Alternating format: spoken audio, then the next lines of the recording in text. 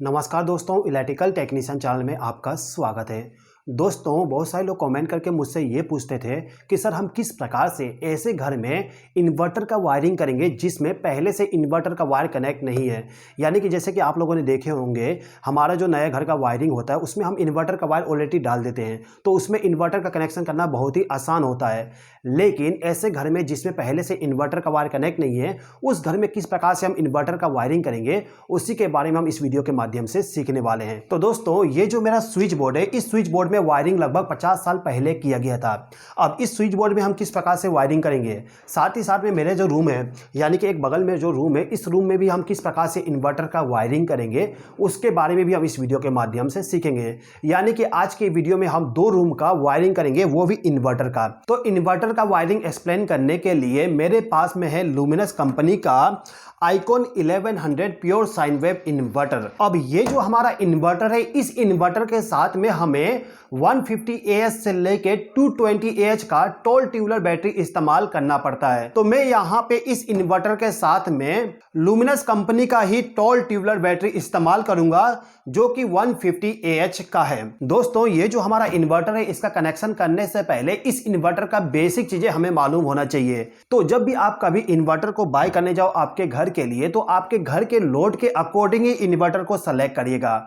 मेरा जो घर है, मेरे घर का लोड ज्यादा नहीं है, लगभग 700 वाट का है, तो मैंने यहाँ पे 900 VA का इन्वर्टर को बाय किया हूँ।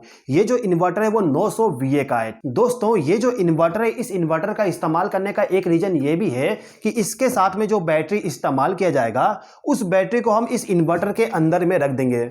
यानी कि देखने में इतना अच्छा लगेगा कि कहीं से भी पता नहीं चलेगा कि यहाँ पे इन्वर्टर रखा हुआ है। ये जो हमारा इन्वर्टर है, इस इन्वर्टर का लुक पूरा का पूरा AC का जैसा है, तो इसीलिए मैं यहाँ पे इस इन्वर्टर का इस्तेमाल कर रहा हूँ। ये जो हमारा इन्वर्टर है, इस इन्वर्टर का इस्तेमाल करने का एक बेनिफिट और ये भी होगा कि जो हमारे घरों में पावर सप्लाई आता है, यदि पावर सप्लाई डाउन हो जाएगा, यानी कि हमारे घर का वोल्टेज 90 वोल्ट तक भी पहुंच जाता है, तो ये जो हमारा इन्वर्टर होगा, ये इन्वर्टर बैटरी को बहुत आसान तरीके से चार्ज कर देगा। ठीक है दोस्तों, इस इन्वर्टर में आपको वर्किंग के अनुसार 6 इंडिकेशन मिल जाएगा, जिसमें आपको 2 कलर मिलेगा इंडिकेशन का।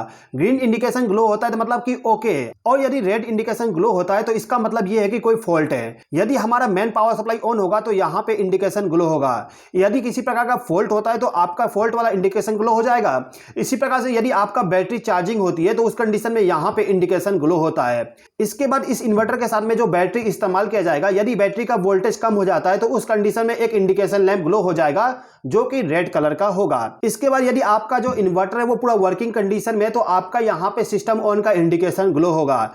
इसके बाद ये जो हमारा इन्वर्टर है, इस इन्वर्टर पे यदि आप ज्यादा लोड को कनेक्ट कर देते हो तो इस कंडीशन में यहाँ पे जो हमारा ओवरलोड है, इसके सामने एक ओवरलोड का इंडिकेशन ग्लो होगा, जो कि रेड कलर का होगा। इसके बाद आपको यहाँ पे एक पावर बटन भी मिल जाएगा, जिसको प्रेस करके हम इन्वर्टर को ऑन करते हैं। इस इन्वर्टर के बैक साइड में आपको एक चार्जिंग केबल मिल जाएगा। उसके बाद आउटपुट पावर सप्लाई कनेक्ट करने के लिए आपको एक सॉकेट मिल जाएगा, और साथ ही साथ में इस इन्वर्टर के प्रोटेक्शन के लिए एक फ्यूज लगाया गया है। यदि किसी प्रकार का प्रॉब्लम आता है तो फ्यूज आपका ब्लोन हो जाएगा। ठीक है, इसके बाद आप इसके साइड में जब आप देखोगे तो यहाँ पे एक फैन लगाया गया है। ये फैन तब ऑन रहता है जब हमारा इन्वर्टर वर्किंग कंडीशन में रहेगा। ठीक है दोस्तों, तो चलिए दोस्तों, अब हम कनेक्शन करना स्टार्ट करते हैं। तो कनेक्शन करने के लिए सबसे पहले हमें क्या करना होगा, ये जो हमारा इन्वर्टर है, इस इन्वर्टर के ऊपर में ये जो कवर है, इस कवर को हमें ओपन कर देना है। इसको ओपन करने के बाद आप देख सकते हो यहाँ पे एक चेंबर दिया गया है, जिसके अंदर हमें बैटरी को रखना होता है। तो इस बैटरी को हम इस इन्वर्टर के चेंबर में रख देते हैं। अब हमें क्या करना होगा, ये जो हमारा बैटरी का दोनों केबल है, इसमें से जो रेड केबल होगा, इसको ले जाके हमें बैटरी का जो पॉजिटिव टर्मिनल है, इस टर्मिनल पे इसको कनेक्ट करना होगा। तो हम यहाँ पे इसको कनेक्ट कर देते हैं।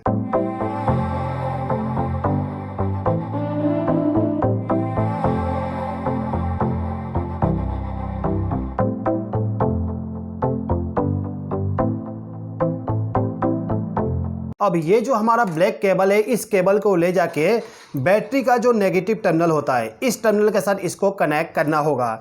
यहाँ पे आप एक चीज़ ध्यान दीजिएगा, जो ब्लैक केबल है इसको नेगेटिव के साथ कनेक्ट करना है, और जो रेड केबल है इसको पॉजिटिव के साथ कनेक्ट करना है। अब ये जो हमारा ब्लैक केबल है, इसको कनेक्ट करने के टाइम हल्का सा स्पार्किंग जनरेट होगा। उसके बाद आपको यहाँ पे ले जाके कनेक्ट कर देना है।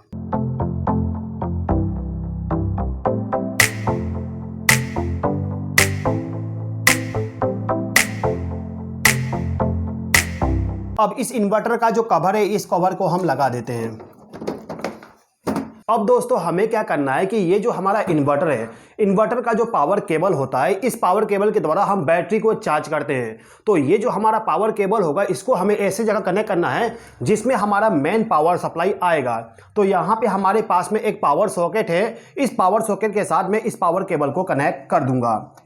ठीक है, इसको कनेक्ट करने के बाद मैं स्विच को ऑन करता हूँ तो आप देखोगे जो हमारा इन्वर्टर है,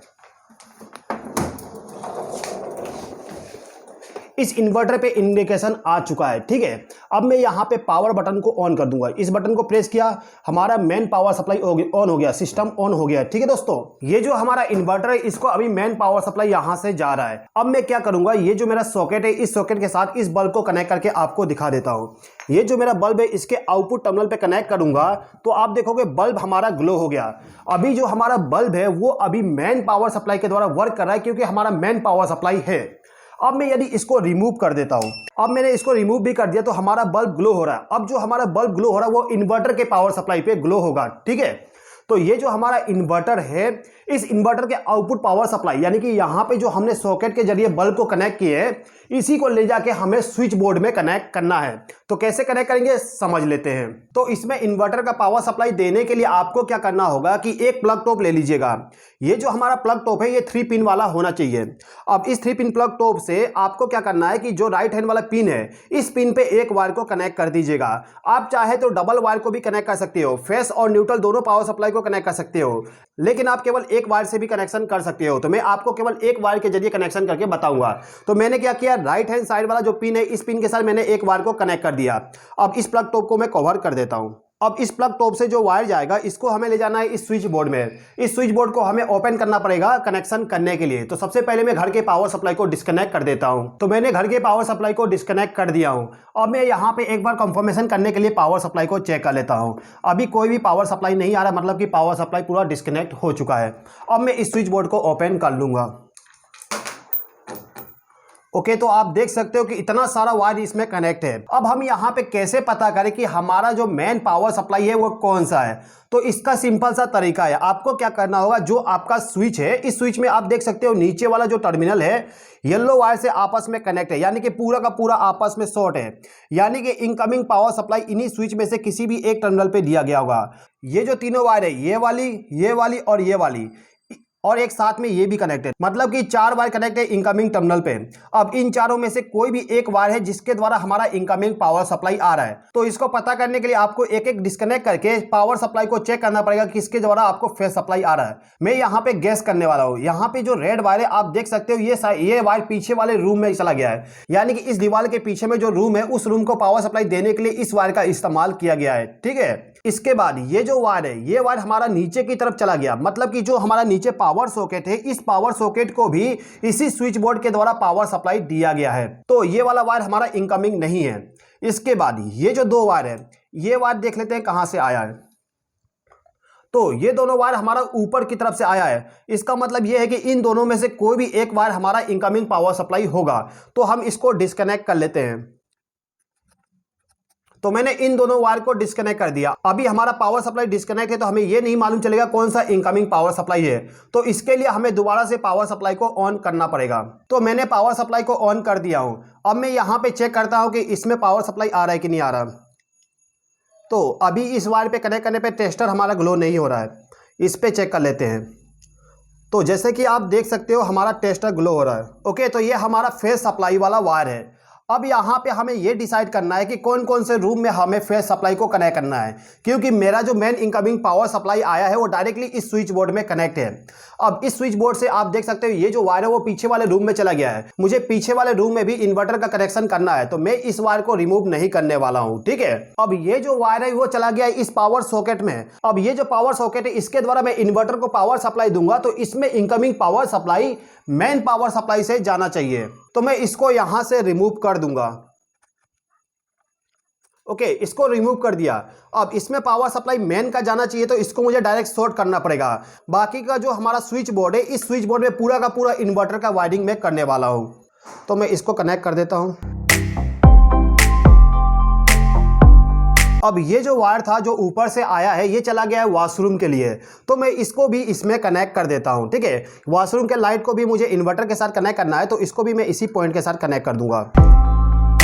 ओके, इसको हमने कनेक्ट कर दिए। अब ये जो हमारा प्लग टॉप है इससे जो वायर आएगा, इस वायर को हमें ले जाके ये जो हमारा स्विच है इस स्विच के नीचे वाले टर्मिनल पे हमें कनेक्ट करना है। जहां से हमने इनकमिंग पावर सप्लाई को रिमूव किए थे उसके जगह पे हमें इस वायर को कनेक्ट करना होगा, क्योंकि इसी के जरिए हमारा फेस सप्लाई आएगा इस स्विच बोर्ड में। ठीक है दोस्तों, तो हम इसको किसी भी पॉइंट के साथ कनेक्ट कर देते हैं।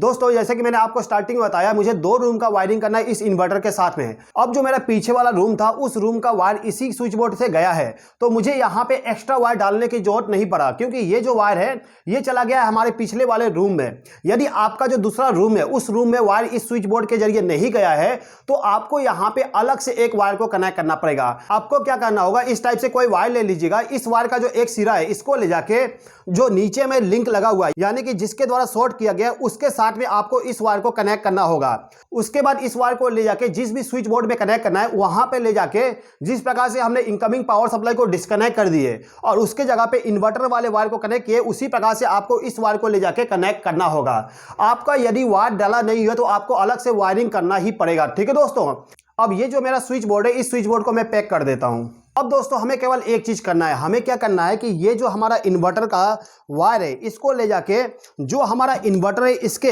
आउटपुट सॉकेट के साथ कनेक्ट करना होगा। तो हम इसको इसके साथ कनेक्ट कर देते हैं। ओके, मैंने इसको कनेक्ट कर दिया। अब ये जो मेरा चार्जिंग वाला केबल है इसको इस सॉकेट के साथ कनेक्ट करना है। इससे पहले मैं आपको यहाँ पे दिखा देता हूँ कि मेरा पावर सप्लाई अभी डिस्कनेक्ट है। ठीक है, अभी मेरा घर का पावर सप्लाई ऑफ है, आप देख सकते हो बल्ब ग्लो नहीं हो रहा है। अब मैं यहाँ पे केवल इस प्लग टॉप को इस सॉकेट के साथ कनेक्ट कर देता हूँ। इसको कनेक्ट करने के बाद मेरा जो इन्वर्टर है इसके फ्रंट साइड में ये जो स्विच है इस स्विच को मैं प्रेस करूंगा इन्वर्टर को ऑन करने के लिए। इसको प्रेस करने के बाद आप देख सकते हो यहाँ पे सिस्टम ऑन का इंडिकेशन आ चुका है, ग्रीन लाइट ग्लो कर रहा है, इसका मतलब सिस्टम ऑन है। अब यहाँ पे आप देख सकते हो मेरे रूम का जो लाइट है, आप देख सकते हो वहां पे मेरे रूम का लाइट भी ग्लो हो रहा है और साथ ही साथ में मेरा जो फैन है फैन भी अभी रन कर रहा है, यानी कि मेरा जो इन्वर्टर है इसके द्वारा मेरे घर में पावर सप्लाई पूरा डिस्ट्रीब्यूट हो रहा है। ठीक है, जैसा कि आप देख सकते हो कि मेरे घर का मेन पावर सप्लाई अभी डिस्कनेक्ट है। इस कंडीशन में हमारा जो इन्वर्टर है वो मेरे घर के पूरे पावर सप्लाई को रन करवा रहा है। ठीक है, अब मैं यहाँ पे मेरे घर का जो पावर सप्लाई है इसको ऑन करता हूँ। उसके बाद क्या होगा, ये जो इन्वर्टर है ये बैटरी से पावर सप्लाई लेना बंद कर देगा और मेन पावर सप्लाई जो है उसके जरिए पूरे घर के लाइट को ऑन कर देगा। तो चलिए एक बार मेन पावर सप्लाई को ऑन कर देते हैं। तो हमने मेन पावर सप्लाई को ऑन कर दिए, लेकिन अभी इस इन्वर्टर को मेन पावर सप्लाई नहीं मिल रहा है क्योंकि ये जो स्विच है ये ऑफ कंडीशन में है। अब मैं इस स्विच को ऑन करूंगा। इसको ऑन करने के बाद थोड़ी देर के बाद यहाँ पे इंडिकेशन आ जाएगा। जैसे कि आप देख सकते हो इंडिकेशन आ चुका है। अब यहाँ पे इंडिकेशन आ गया, साथ ही साथ में यहाँ पे भी इंडिकेशन ग्लो होने लगा। इसका मतलब ये है कि जो हमारा इन्वर्टर का बैटरी है वो बैटरी चार्ज होने लगा है। ठीक है दोस्तों, अब यदि मैं यहाँ पे इस स्विच को ऑफ करूं यानी कि मेन पावर सप्लाई को डिस्कनेक्ट करूं तो आप देखोगे लाइट थोड़ा सा ऑफ होगा। उसके बाद जो हमारे घर का डिवाइस है पूरा का पूरा इन्वर्टर के बैटरी पे काम करने लगेगा, यानी कि इन्वर्टर के पावर सप्लाई पे वर्क करने लगेगा। ठीक है दोस्तों, तो दोस्तों मैं उम्मीद करता हूं कि आपको यह वीडियो पसंद आया होगा। दोस्तों यदि आप इस इन्वर्टर को बाय करना चाहते हो तो डिस्क्रिप्शन में मैं लिंक दे दूंगा, उस लिंक के जरिए इस इन्वर्टर को आप बाय कर सकते हो। इस वीडियो को देखने के लिए धन्यवाद।